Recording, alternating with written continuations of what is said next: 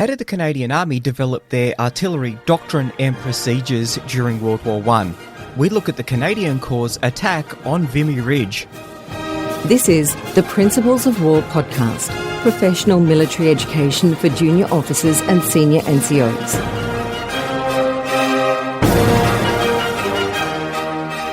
Ladies and gentlemen, welcome to episode 77 of the Principles of War podcast.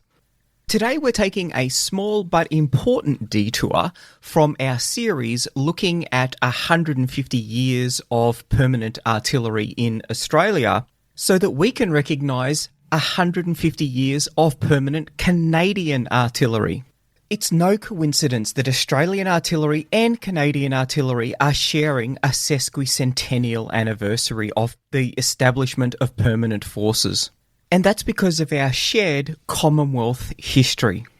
Following the US Civil War, Great Britain developed a policy of making the self-governing colonies responsible for their own defence, and therefore it was important for a cadre of trained personnel to be developed to defend each of our nations. In 1871, all Imperial troops, apart from the Halifax garrison, were withdrawn. In response, Militia General Order No. 24, dated the 20th of October, authorised the formation of A and B batteries of garrison artillery and schools of gunnery at Kingston and Quebec City. Canadian historian George Stanley wrote, "The Royal Schools of Gunnery at Quebec and Kingston within a few years provided the militia artillery with a leaven of well-trained NCOs and gunners which it had never before possessed.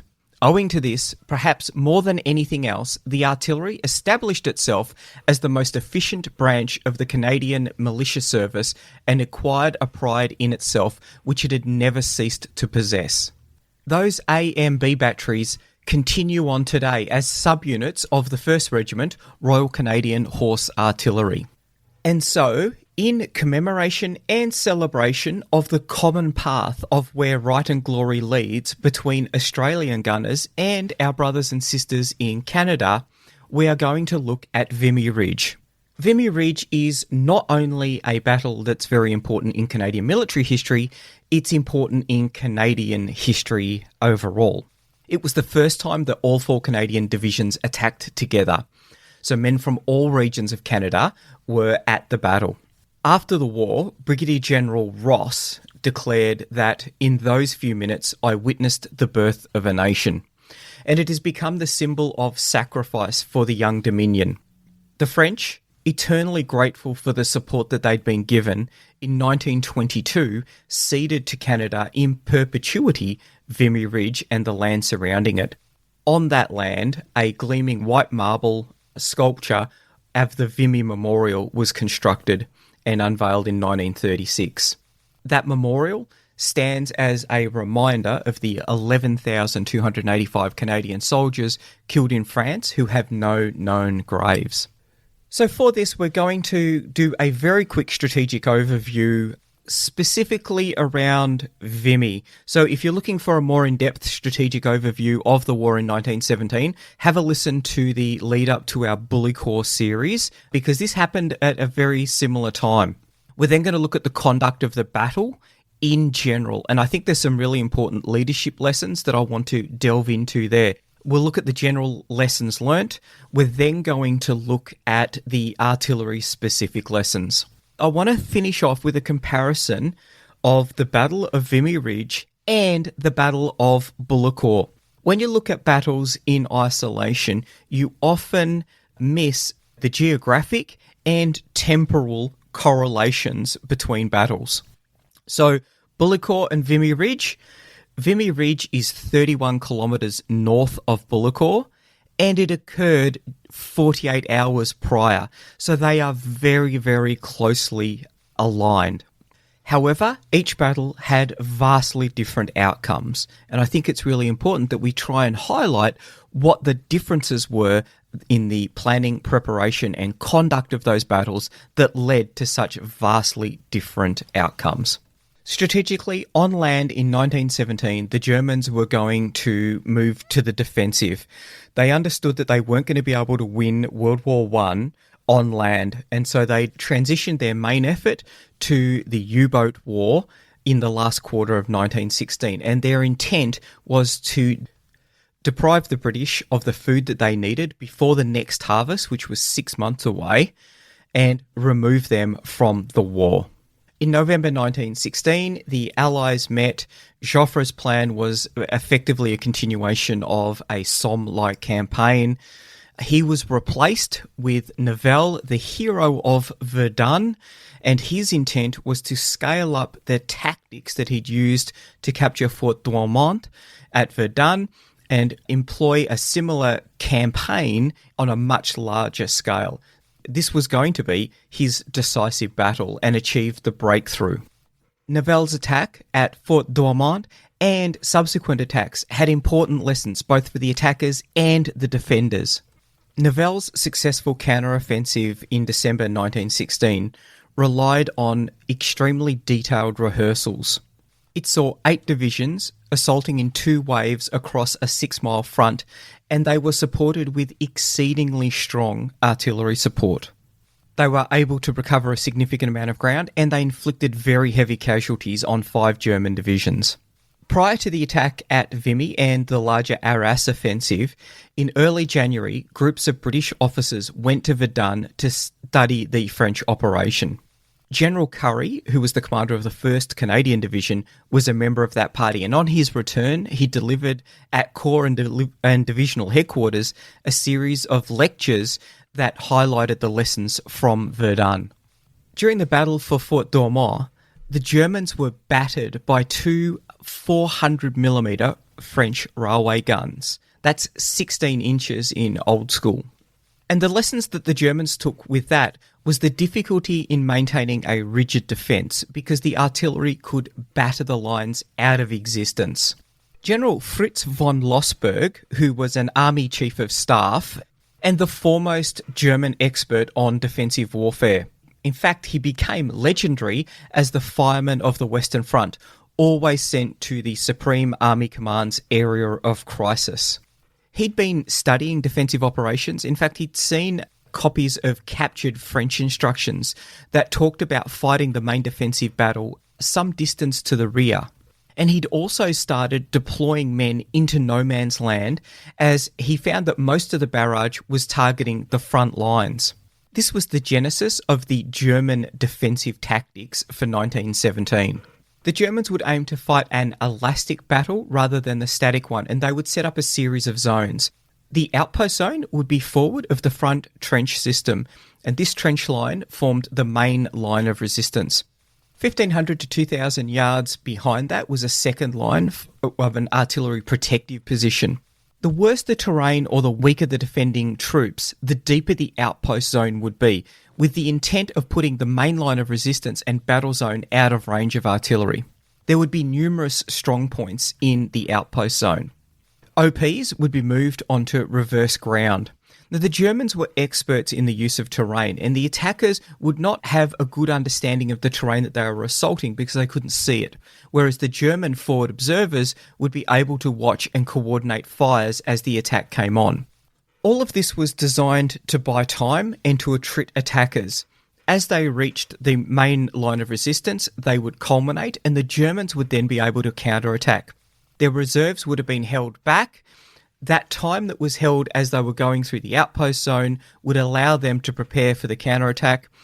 The attackers, out of ammunition, would have taken significant casualties and they'd be physically worn out. They would then have to withdraw and they would take heavy casualties. Small garrisons in the outpost zone meant decentralised control. And so this was often at section level. They would determine the time to withdraw. No longer would they remain to die in place. And so this is also shows mission command philosophy, which was very different to the way that the British troops were managed. Special schools were set up to teach this new doctrine for staff officers and commanders down to battalion level. Operationally, the Germans developed the Siegfried Line, a series of heavily fortified emplacements and defensive positions that would allow them to pick the ground on which they would be defending. In early 1917, Crown Prince Ruprecht found his army group under significant pressure and he requested to withdraw early to the Siegfried Line, even though it wasn't completed in some part. Ludendorff agreed to this because he understood that the withdrawal to the Siegfried Line would disrupt the Allied offensive planning, giving them different terrain to attack against much better prepared defensive positions. Therefore, it would delay the offensive that was to come. Nivelle continued with his planning for his offensive, which was to be the Allied main effort. This would be an attack around the area of the Aisne. As a preliminary action, the British would launch their attack. This was a supporting attack. The intent of it was not to achieve a breakthrough, but to hold down as many German troops as possible and potentially get them to commit their reserves. The main effort for the British attack would be Allenby's Third Army attacking at Arras, with supporting efforts to the south of them at Bullecourt, with Fifth Army and First Army attacking Vimy Ridge. At Vimy Ridge, the 4 divisions of the Canadian Corps would be attacking, with one supporting division from First Army, with the intent to provide a strong left flank to the Third Army attack. However, Vimy Ridge was one of the most tactically important terrain features on the Western Front. There was more of the war that could be seen from any other place in France. The ridgeline dominated the operationally important town of Lens. It was key terrain in the German defensive positions, and it was defensively on very strong terrain. The crest of Vimy Ridge is dominated by 2 heights, Hill 135, which is just north of the village of Telles, and Hill 145, the highest point on the ridgeline, which is 2 miles to the northwest. The northern end of the ridge extends out to the Pimple, west of Givenchy, after which the ground drops away into the valley of the Souchez River. The slopes of the ridge facing the Canadian lines on the west rise gently over open ground. The town of Vimy is on the eastern side of the ridgeline. This side is significantly steeper than the western side of the ridgeline. That is the side that the Canadians would be assaulting up. The issue for the Canadians is that the Germans would have unrestricted observation of the area in which the Canadians would be preparing for their attack. They would be assaulting on a frontage of 7,000 yards that was centred on the town of Vimy. To ensure that the Canadian Corps was able to develop enough combat power to force the Germans off Vimy Ridge, the British First Corps took over the area in front of Givenchy, and that freed up the 1st and 2nd Canadian Divisions. Also, the Germans hadn't built up the defences in depth at Vimy. They thought that the terrain was too strong. Also, the defence in depth doctrine was still new, and the ideas hadn't promulgated out widely throughout the army. However, the defences set up at Vimy Ridge were quite formidable. Canadian Corps had 3 defensive lines opposing them. The advanced field works, which was 500 to 700 metres deep, consisted of 3 lines of trenches, each with deep dugouts in the foremost garrisons. This was the forward zone, and it was interspersed with a network of concrete machine gun emplacements, which were all protected with barbed wire, and the whole system was linked by a maze of communication trenches and connecting tunnels. The second line lay on the eastern side of the ridge.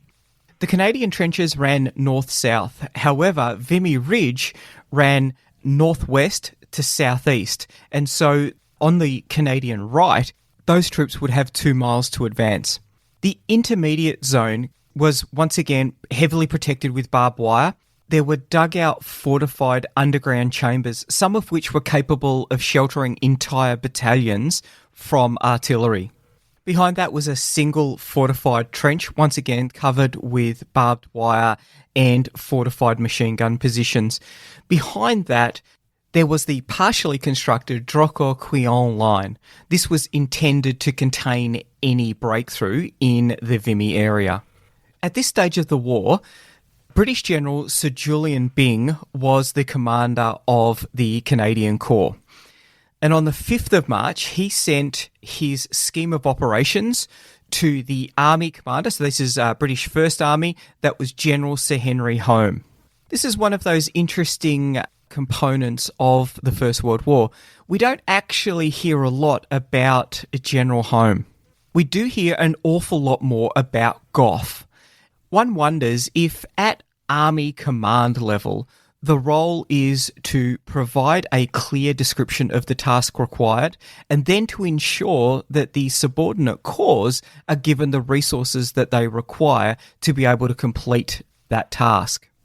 The operation was to be carried out in 4 separate stages, each one corresponding to a part of the German zones of defence.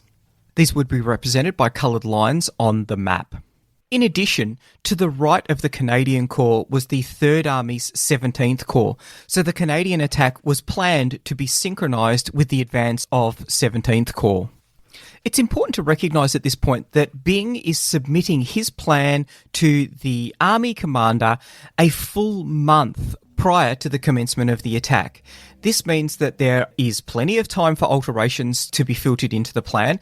On top of that, it also means that the orders that need to be generated to make this happen have plenty of time to be promulgated down to the lowest level, to the section commanders, and for them to understand what is required of them. Of the 4 objectives that laid out, the first one was the black line, and that was about 750 metres in front of the Canadian front, and that would be the capture of the German forward defensive zone. The red line, the next objective, runs north along the intermediate line on the Canadian right before turning northwest along the crest of the ridge to include La Folie Farm and Hill 145. It represented the final objective for the formations that are attacking on the Canadians' left. On the right, there were 2 more objectives that would need to be taken. The first of these was the blue line, and that included Tellus Hill and Hill 135, and a series of woods that overlook the village of Vimy. The final objective would be the brown line, and that covered the German second line, running through Fabu Wood and Bois de la Ville in the southern part of the Bois de Bonval. The planners had done their time and space analysis, not only looking at the distance that needed to be covered for each of the objectives, but also the slope, the gradient, how difficult it was going to be to get up, and the difficulty of the terrain. Craters, barbed wire, all of these things make it more difficult, particularly for heavily laden infantry as they're conducting the attack. The assault would start at 0530, and each of the 4 Canadian divisions, which were numerically ordered from right to left, would attack with 2 brigades up front. They were given 35 minutes to achieve their first objective, the black line. There was then a 40-minute pause. This was partially allowed for the troops to reform and conduct their reorganisation, but it was also the Army commander intended that it would guard against the possibility of the barrage running away from the infantry. And this highlights one of the critical problems with a rolling barrage, is that if the infantry get bogged down, it's very hard to stop or dwell on a certain location with the barrage because the communications are just not up to it at this stage of the war. From the black line, it was calculated it would take 20 minutes to reach the red line, and that is the final objective for the 3rd and 4th Divisions, which are on the right or northern edge of the assault. The 1st and 2nd Divisions would then pass through their reserve brigades to take the remaining objectives. There was a pause of 2.5 hours to allow for this, and then they would advance 1,200 yards to the blue line, which would secure the enemy's intermediate position and the village of Thelles. Halting for 96 minutes to conduct their reorg, those same brigades would then advance to the final objective, which was the brown line. Now, this might sound moderately complicated, so what I'll do is I will put some maps up in the show notes, so make sure that you go along and have a look at those. Critically, it's less important about whether this is clear in your mind. It's much more important if it's clear in the minds of the battalion commanders, the company commanders, the platoon commanders, the section commanders as they assault. Bearing in mind that they are going to be cold, they're probably going to be tired, they won't have slept the night before, they're going to be under fire, and it is going to be dark. So it's much more difficult for them to get a clear understanding of what they are meant to do in the part of the grand scheme of things. So what could be done to make their role easier? Well, General Byng personally directed that a full-scale replica of the battle area be created in the rear and constructed and kept up to date with photos that were coming in from the Royal Flying Corps. And this was also supplemented by reports from aerial reserve observers and trench raids. The German trenches were represented out on this 1-to-1 mud model with broad white tapes, and flags of various colours identified strong points and other features that they would be able to recognise as they were assaulting. While units were in reserve, they rehearsed repeatedly on this model, and these rehearsals were done at platoon all the way up to divisional level. They were trying to make the exercises as realistic as possible. The rolling barrage, which was a critical component of the assault, was simulated by mounted officers with flags moving forward at the correct pace which the rolling barrage would be advancing at. Officers and men were kitted out exactly as they would be when they were carrying out the attack. This meant that they were practicing such things as getting out of the jumping off trenches, advancing over the broken ground, and dealing with the various kinds of enemy resistance. This meant that everyone within the Corps knew what they would have to do and where they would have to go. Not only that, but Byng took a measure that I think this is probably the first time that it's been done. He had 40,000 topographical trench maps printed, and these were distributed out to platoon sergeant and section commander level. This was to ensure that everyone really understood their part in the big scheme. Providing every soldier with this level of detail for the plan was going to minimise the friction that would occur on the battlefield if their section commander was killed, if the platoon sergeant was killed, or the platoon commander. They were still going to know what they needed to do, where they needed to be, and at what time, because they'd seen the map, they knew the plan, and they were going to be able to execute it. This would pay off handsomely when it came to executing the attack. One of the issues that the Canadian planners had was that the dominating ridge line that looked out over the western slopes of Vimy Ridge and down onto the Canadian positions would make it extremely difficult for them to maintain the element of surprise or to provide the troops with a protected forming up position where they would get ready to cross the line of departure. The solution for this was the creation of protective tunnels. These have been described as one of the great engineering feats of the war. Tunnelling companies excavated 11 subways, which totaled over 4 miles in length, and these would lead to the front line. They were electrically lit, 25 feet or more underground. They had telephone cables, water mains.